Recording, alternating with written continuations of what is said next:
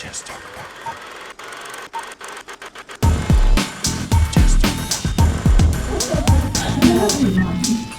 is Tracy from Team Rocket. Hi.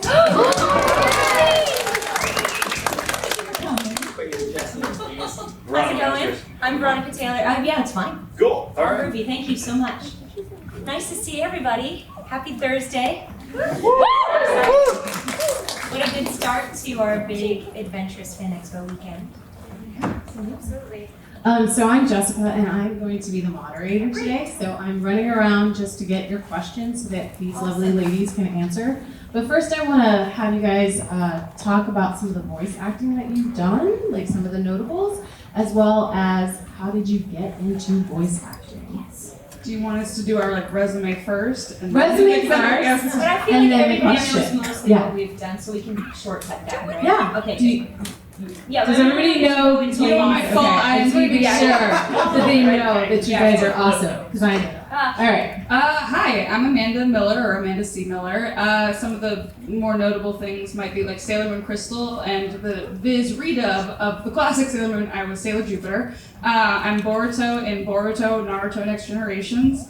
I never knew that existed. A lot of people don't. No, but I mean, is that like them older or younger? Yeah, so it's Naruto as a dad, and then it's his kid, and Sasuke's kid, and they're all having little adventures. So what do you play? So I'm Boruto. I'm Naruto's kid. Got it. That's what you're from. And then, yeah. Everybody has rhyming names. Yeah, it's Boruto, Naruto. And then Danganronpa, the video game series, I played Junko Enoshima and Toko Fukawa, and then Fire Emblem Awakening, I'm Sully and Cherche and Alicia. So you can look up the rest of those of the Cool. We might as well go down and then we'll go back to how we got in. Yeah. I'm Veronica Taylor, probably best known for Ash's mom in Pokemon, the first 8 seasons. Amelia in Slayers, April in Turtles. I'm in Fire Emblem 3 Houses. I played Manuela, and that just came out, which is pretty exciting. And then Micaiah in Heroes, Fire Emblem Heroes. I don't know, the stuff. It's hard, I can remember things when asked directly. Were you April in the version I watched as a kid? I'm gonna say yes. Yeah, 2003 to 2007. Probably. Yeah, no, definitely. Hi everybody, my name is Rachael Lillis. I worked with Veronica in Pokemon. I played Misty and Jessie on Team Rocket, and a bunch of Pokemon, Jigglypuff, Ninetales. Jigglypuff, my favorite. Definitely. I enjoy the marshmallow cuteness of and let's see, from what I understand in Japanese, it's like pudding, which means pudding. I think that's true. Interesting. Is that true? Yeah, it works. Yeah. Let's see, and I moved to LA a few years ago, and I worked on Hunter by Hunter as Aunt Nito, and Coco, the commentator on the matches. And yeah, just a bunch of different things in New York and a few things in Los Angeles. So I'm very, very happy to be here. So it's nice to see you all. So our next question, how did you guys get into voice acting?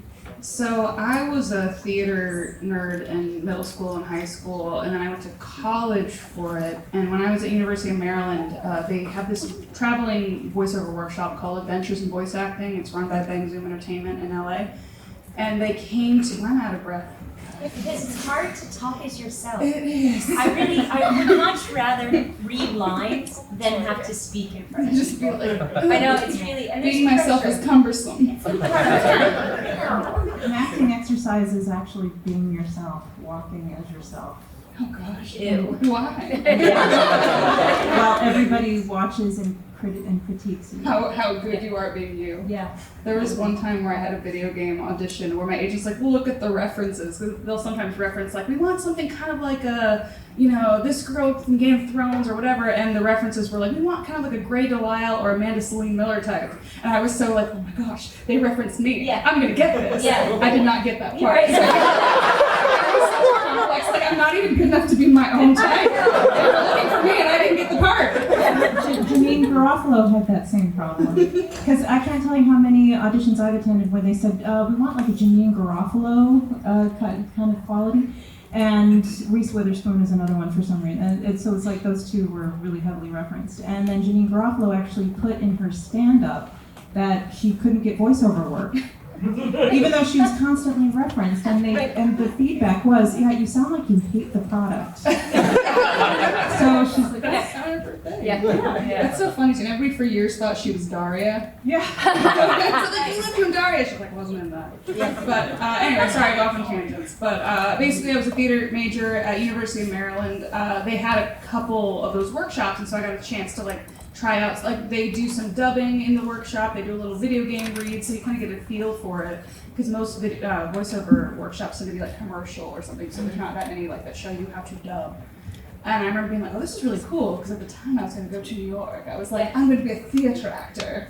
And so of course, when I found out a lot of it's done in LA, I'm like, I'm going to LA. So I moved to LA after college, I got an internship at Bang Zoom, and I was getting coffee for them, but I was like, I'm an actor.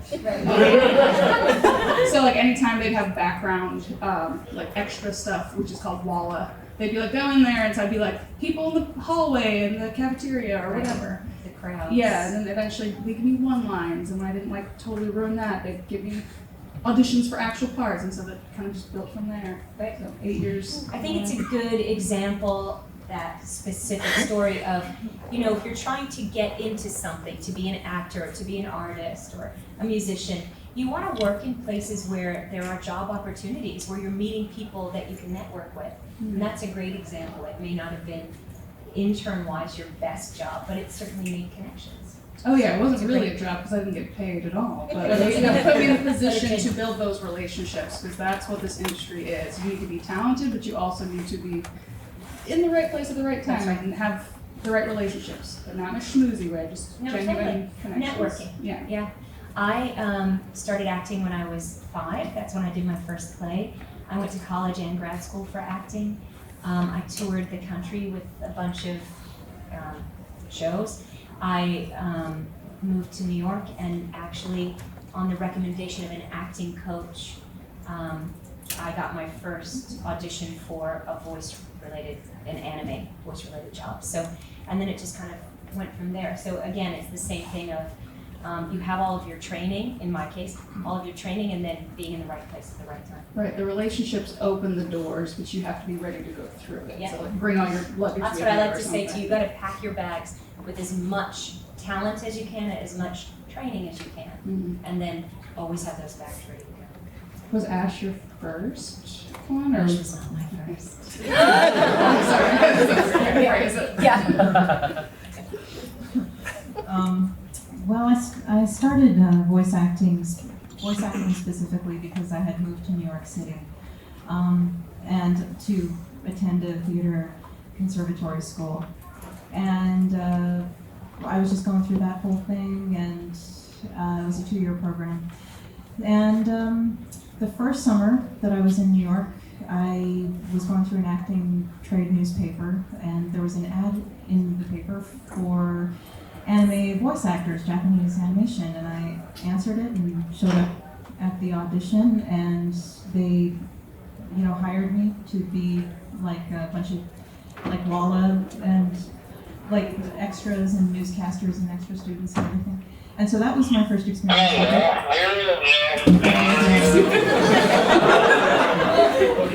Waller. And then from there I kept in touch with those same producers, and they called me in for various other things like Slayers and Utena and Pokemon, and that's how I got started working in that specific area. And the rest was just going to a lot of auditioning for theater. So in acting in general, it was just basically like what they were saying. Amanda Veronica was saying, like, you just show up, and I think that's like a quote. It's like 80% of success is showing up. Yeah. So you just go and see what it's like, get a reality on it, and I would just like meet people and get more and more experience as I went. So and I tried different things because I didn't really fit in very easily with everybody else. So they would just kind of, if I were ever in a job in which I had to be seen instead of heard, they would say, well, you're the ethnic character, so I don't suppose you speak another language. And yeah, so I would kind of be doing it that way, and that was another learning experience.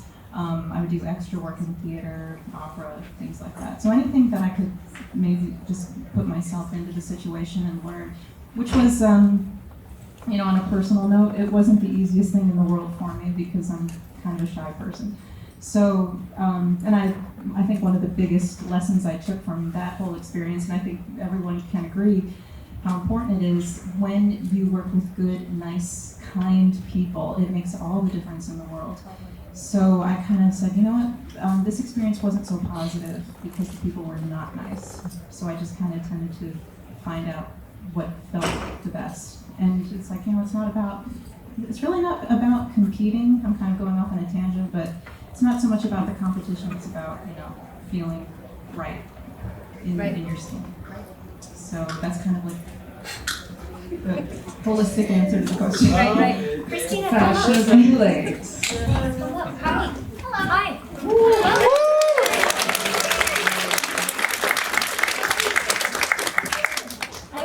I was directing an actress from my hotel room. We simply introduced ourselves with a little idea of what we've worked on, and then the first question was, how did we get into voice acting? Okay. So that's all that you both missed. Awesome. We're up to you. Welcome. Thank you. We met one time. I think we met one We time. met one time and I was like, oh my god, you voiced Uchina? I love it so, that show means so much to me. I love it so much. Hi, I'm Cristina. Hi. I voiced Ladybug in Miraculous Ladybug. I'm also in Steven Universe as J10, Victor and Valentino as Sochi, Hawk in Seven Deadly Sins, Kilo in Hunter x Hunter, and a bunch of other stuff. Yeah.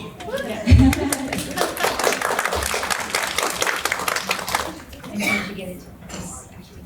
I always wanted to be a voice actor, so I started doing it online when I was like 12. I had a YouTube channel and it became super popular.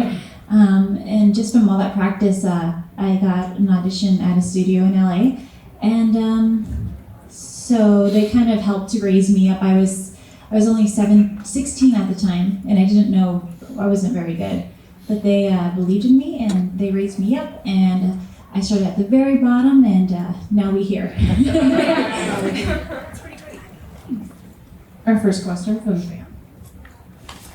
It seems to me that anime dubbing is a very solitary process where you're working with just yourself and the director. So I'm curious, most of you seem to come from a theater background where it's all about working with a group and acting off each other. So how did you guys overcome that challenge of acting with yourself? That's a great question, a great observation. Well, I guess, like what Cristina was saying, I always wanted to be a voice actor as well, so I did a lot of practicing on my own. So I guess it kind of represents itself in that way, because when you practice, you're often alone and you're just reading, and you might be imitating someone else, or you might just be reading something aloud. So it kind of felt like I had already been doing it. It's kind of a natural aspect of it. But it does get a little challenging sometimes. But it felt kind of familiar, I think. Being 100% honest, that's why I still prefer doing original animation recording sessions, because even now though, a lot of times I'm still by myself. It's like scheduling stuff, but it's so much fun to be able to play off of other like that energy. So the theater thing is still very much like, that's still, I think, a lot of actors' preference, because you're not having to rely as much on your imagination. You can, like, something about eyes connecting and like And timing. yeah. Like I'm really into, like, I don't know if you know, like, Meisner acting, and it's very much about, like, listening and reacting, and that's hard to do when you're just in a booth by yourself. So it requires more brain power, I think, to do dubbing because you're. I mean, you see the actors or you see the characters on screen, so that helps that you But can you're kind of still see. skimming the script so that you imagine what the person said, what they want from you, what you want from them. Right. So I think that's where your training comes in, where you're playing all the parts, Yeah. essentially. Because the director, sometimes you'll preview the scene usually, but sometimes the director will just be like, yeah, so basically what just happened was your mom died, but you don't get to actually like, live through those moments Yeah. and like really experience it. Whereas like in a play, you're kind of going through those moments and feeling them, and it's Yeah, building you up. know and- what's coming up because you've rehearsed it. Right. So it's a good Yeah. Surprising. Yeah, exactly. Hi there, my name's Long, and I was just asking for Cristina Vee because I just want to know, like, I thought I was a kid. I was playing, like, I was watching Monica that you voicing. Is that right? And I like to ask, how did you like to do like an audition to, you play a Home on the Cammy? Is that right? I do. You said you were a kid when that Well, I came was out? like a high school kid. I was. Okay, I was like, wait a second. I did, What's Yeah, what's the most important to become a magical girl with being your contract? That's why I thought of my question. So what did you do on audition to do a Monica Kano that's for since then? So that was just like any other audition I had. We got the sides, and I believe I went in to record the audition, and I didn't book it. I didn't get any character in that show. And then maybe a month later, they called me in and they had me re-audition for this character because she's very particular, and it was a very hard character to nail down. So I guess they tried some other things first, and then they're like, I think Cristina can do it. Let's bring her back in. I mostly love your show. And Thank even you. your Power Rangers on your YouTube. Oh, thanks. Thanks, guys. Yeah.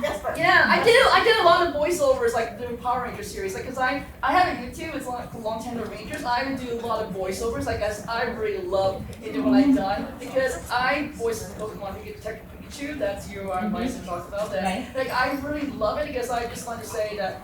I was just playing Ryan Reynolds. Like, I love Ryan Reynolds. It's like, do you think he was so hilarious? Like, kind of, yes.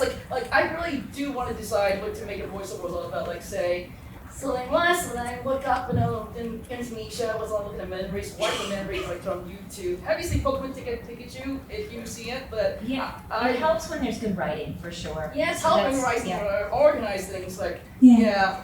And I did play a Power Rangers series in my Cool. videos I made. I played Mega Force, played Troy the Red Ranger. Like, you love Power Awesome. Rangers like since you're a kid, right?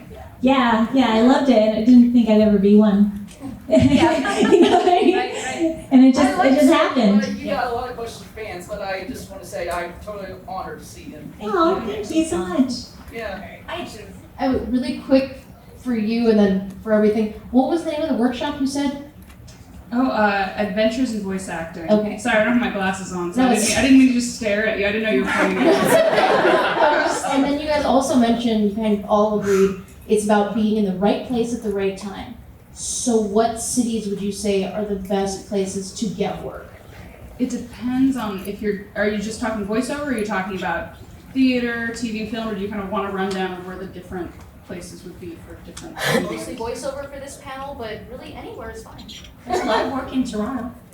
Yeah. Yeah, if you have Canadian citizenship, there's like There's a lot of work here in Vancouver. Vancouver. Do they do a lot of recording? Or, okay, I knew Toronto did a lot.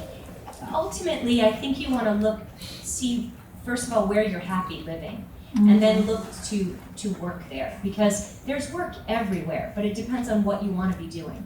So from where you are, we're talking about YouTube channels. We're talking about making your own whatever. There's things that you can do to be working all the time. And I would never say you need to move somewhere, but certainly living in New York and LA for the States helps. You know? Yeah, especially for voiceover. Although it depends because there's a lot of Funimation is in Dallas. So if you're looking to do anime and video games, there's a lot you can do in Dallas, and the cost of living is lower. So it's like there's different cities are popping up. I think LA still kind of has the hold on like TV, film, a lot of other stuff. But like I lived there for 8 years, and then I moved to Atlanta in November because I ultimately wasn't happy in LA. So it's like for me, there's not as much voiceover though in Atlanta, but there's a lot more TV and film there. Atlanta's now the #1 film location in the world. So every city's starting to have more incentives. So you just I do a lot of audiobooks. You can do them kind of anywhere. But in New York and LA, it's kind of the hub for that. What would you say New York is as far as like the breakdown of, is it mostly commercial for voiceover? Is it a little bit of everything with video games? I'd say there's more commercial voiceover in New York than LA, but there's more cartoons in LA. You know, it depends. And Chicago, I think, has some, but I don't Certainly, know. there's more. Everything's shifting constantly. That's the thing. You know, like, yeah, it's hard to. It's hard, and now that people can record more at home, that's watering things down a bit too. And so, yeah, you're welcome. Hi. Hi. So this question is kind of for everybody, but I think it's kind of more directed at Christine, maybe. And it's very close to that question. Yes. Which was for somebody who is really not attracted by the idea of living in a city like LA or New York. And personally, I have a very non-volatile job that kind of like a 9 to 5, so, and it's a good job and I don't want to leave it, but I do want to look into voice acting. What tips or advice would you have for somebody who wants to try to start up a career from their home? You know, that's a really tough one. I was really lucky that I was born just like 30 miles away from the work. So that's the reason why I got such an early start was I skipped a huge step, which was moving. And I didn't do it this way, but I know people like Game Grumps. They like Aaron made his own. I remember, from 10, 12 years ago, he made his own web cartoons and he voiced them. A lot of creators are actually doing that now. Like you'll see on Cartoon Network shows, like the creators, like in Rick and Morty and Rick and Valentino, like the creators are the voices as well. So if there's not any work that you can go to, just create it. Do you live in Toronto or near Toronto? I live in Mississauga. Yeah, then Toronto's great, honestly, because there's, if you ever want to do TV and film, there's that, but there's so much voiceover and animation here, and it seems very welcoming from the Toronto actors I've talked to. Do classes, and if you haven't taken any, I recommend acting classes, but also improv classes, voice classes, singing, or just something link ladder, anything that helps you learn how to use your instrument. But once you're trained, I feel like, I don't know, I don't want to speak to this market, maybe it's not that easy, but it seems like once you start getting in, people will help each other here. It's never easy. It's never easy. It doesn't matter how long you've worked. It's never easy. You might. Acting is one of those jobs where, people can work at a company and you work your way up and you get paid more every year and money goes toward retirement. Acting is not like that. You work and you never know if you're going to work again, and you just keep going out there. And so I think the same when you're starting out or when you're 50 years in the business, you still never know what's going to happen next. So my favorite acting teacher said, if there's anything you can possibly do other than be an actor, be that. Because that's the only sure thing. But if you are following your passion, which for whatever it is, you just put yourself out there. You can read books to kids in the library to get experience. I worked for the Jewish Guild for the Blind, reading Entertainment Weekly and the New York Times and stuff on their radio that they had for visually impaired. So I did so many different things. I still do so many different things because I'm an actor who wants to work, and I work constantly, but most of it you've never heard of, So so the same thing when you're looking for work, you just have to put yourself out there and see. There's got to be used to be backstage, or there's some trade papers that also advertise auditions and stuff. It makes it, before you start getting into voiceover, if you're in the position, really build your network of friends and community. I think it's just I feel so much better like when I don't have to worry about the next paycheck, because I already have like that savings or that extra income. If I know I have somebody to talk to if something doesn't go well, that just takes a lot of pressure off. And taking the pressure off is like, I don't know, that's when all the magic happens, I feel. Yeah, it's when you're not desperate for it anymore. Yeah. It's like it comes to you. Although you often are desperate for it. I'll just say. Oh, rent in LA is. I don't think I've ever been in a place where I'm like, hey, you know, I can coast this week. Not like I turn down together. jobs, but like, Yeah. you know, when you're I've never- fulfilled in your life, I guess, versus Yeah. when you're acting is everything. I'm like, God, I just need a part because I'm so unhappy with my life, and this would make everything better. Yeah. It never does. Yeah. And people can like sense that in, I don't know, it's just like energy, like in your auditions. I don't know what it is, or it's the universe. I don't know, but That's like true. when I'm most content in my friendships, and I'm most content in Yeah. I'm doing other things, or I'm taking classes in completely different things. When it's not when- your entire life. Yeah, it's like, it's acting, I feel like, or maybe it's just LA, but it feels like acting is very much like the dude who like isn't interested in you until you're like moved on. They're like, hey babe, wait, babe. Like, I've never worked so much in LA than once I moved out of LA. Right. I don't know why, if they're like, ooh, she's exotic now, if it's my energy or something. It's like, It's kind of a running joke among actors. It's like if you're going through a dry spell, just plan a vacation. Plan a vacation. Right. a non-refundable The ticket. That's right. Non-refundable ticket, the farther away, the better. That's when the job comes. The more weeks you add, the better. That's, Yeah. you're guaranteed to get an audition. Stephanie had that. She's supposed to go to our friend Stephanie Shea, who's like the voice of Sailor Moon. She like went to Iceland, and then within an hour or like a couple hours of getting there, they're like, "Hey, you have a callback for tomorrow." So she got on a plane and What? She went back? She went back. I wouldn't go back. Sorry, Recorded it from there. I would have got, on my phone. Same. Oh my I gosh. carry my mic with me all the but time. she's dedicated. I'm not that dedicated. I'm like, Iceland? Because yeah, it's like Iceland. Okay, here's the most important part. Did she book it? Yeah, that's the thing. I don't know Call actually. her. She also, I think that happened to her once in Japan too. So basically, make it really cool. Travel with her. Yeah, travel with Stephanie. I know, like, shared me, like, she had a callback for Sailor Moon. When she was in her honeymoon, right? Yeah, like, Oh gosh. and so she recorded it from her phone. That's all you can do. I think that might be like the biggest thing to what Cristina said is like having a balance is so important because I feel like, especially in a city like LA where everybody you meet is doing the exact same thing as you and everybody kind of looks like a younger, hotter version of you. It just gets in your head. I don't know. That's what my experience was. It's like, oh, they're you, but like 100 pounds less. Oh, well, no, you'd still have a person 100 pounds less. But I don't know. Like I just feel like that's like the biggest thing. Like I don't know, I don't go outside. leave the house. Don't look at anyone.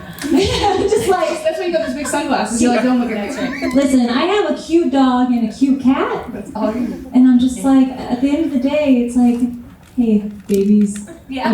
I got the bread. Bring on the licks. See, that's the balance, though. You got stuff out. So you got my dog makes me happy, my cat makes me happy. I'm good. Yeah. Yeah, I mean, you really do just kind of have to learn how to chill, and usually it's through a process of contrast. Having a 9-to-5 job or having maybe some stress or something, and then you say, I don't like this, and then that makes you search out other things. And you know what that process is? Your 20s. Yeah. What's the question in the back? Hi there. Hi. Louder than I thought. When you're going through a script or a scene, there's a part that you just can't either understand or you're just stuck there. What are some tips or tricks or techniques that you have to work your way through it? For an audition, or you mean when you're working on a play or something, like you've already got the part or you're working to get it? Either one. Okay. Mostly the second one, but making the either one. So, how do you flesh out a character when you don't quite understand them? That's what you mean, right? Or a scene in general. Scene in general. You don't get what the writing is saying. And so, well, first of all, do you have a director or someone that you're working with? Oftentimes, if you're working on a play, there's a director and other people who are in the scene with you that in rehearsal, you're able to kind of talk it out. But do you guys want to? I agree that directing and writing helps a lot. If you have a snag of any kind, like a creative snag, and something doesn't quite click with you, that can be quite a challenge if you don't have the support that you need. And in my experience, the best way to get through times like that was to using this word again, chill. I think using Utena as an example, that was a very I'm kind of your question reminded me of Utena because I didn't understand what to do, and I didn't know why I was cast. I felt like a fraud. I'm like, I don't belong. I should be doing this. She's the lead. I'm a supporting person more, and they're like, no, you're fine. And I'm like, I don't know. I don't really understand the show. I don't understand the writing. It was a very kind of abstract. Yeah, it was an abstract show, and it was challenging in that way. Yeah, I don't know if I still really is meant to be understood so much as just accepted in terms of what it is. And so that's an example of something that's like, you know what, I'm just gonna chill and just go with the flow. And that's when it just stopped being difficult for me at least. And I just stopped worrying about it. And that was a really valuable lesson, is when it kind of ties into what everyone was saying about feeling better about something, about your life, about yourself. You just kind of feel better and say, you know what, I'm just gonna have fun with this, or just kind of cool down about it. So I think that's probably the one piece of advice I would give if you're ever having any kind of block in your life, is that you just kind of start to just feel a little bit better in general. And things tend to flow a little bit more once you loosen that. Once you stop focusing on, why is this not working? You stop doing that, and then it starts to work a little bit. I think too, there's some acting exercises that you can go through to figure out who the character is and their backstory and other things that can kind of you can do through your imagination. Those exercises that maybe get you to that scene, and maybe that can help over that hump of it. I'm not sure. Yes. Yes. I like your costume. All those muscles. Yeah. So I have a question for Cristina. Yes. It's not exactly anime related, but it does involve a series that you play a great part in, Shantae. I've noticed that the series has been around since 2002, since the first game was on the Game Boy Color, and I was wondering, when did you meet Matt Buzz on it, and how were you introduced to the series? Like, you played a great role as voices of Shantae, Risky Booze, and other memorable characters. Where did it all start? It's so weird. It started over ramen. Okay, let me explain. Like I said, when I was very young, I did YouTube covers and stuff, and I found a musician just randomly online. His name was DJ Boosh. Now Maddie. I should have. Yeah. Okay, so I met Maddie, and that's it. So we talked, and then she was like, my best friend James is in LA. I'm gonna go to LA. You wanna meet up? Yeah. So I met Maddie and James at the same time, and James is like, hey, I listened to all your stuff online. I want to cast you to sing songs for the Adventure Time video game. So I was like, okay, cool. And then just like we built up that friendship, and a few years later, they wanted VO for Shantae for the new games, and they're like, there's really only one person who can do that. Like, you have to cast Cristina, and she will sing the theme song. And so that's how that came apart. So like 17 years of networking, and yeah, and it's just all because we love ramen. So, although in voice acting you don't see faces, genders and all that kind of stuff, do you still find that typecasting happens? Like, will you still go for male roles, for any type of roles? Are agents still putting you in slots that maybe, or then I should say, but... I just played a 22-year-old man. Doesn't sound like a guy at all.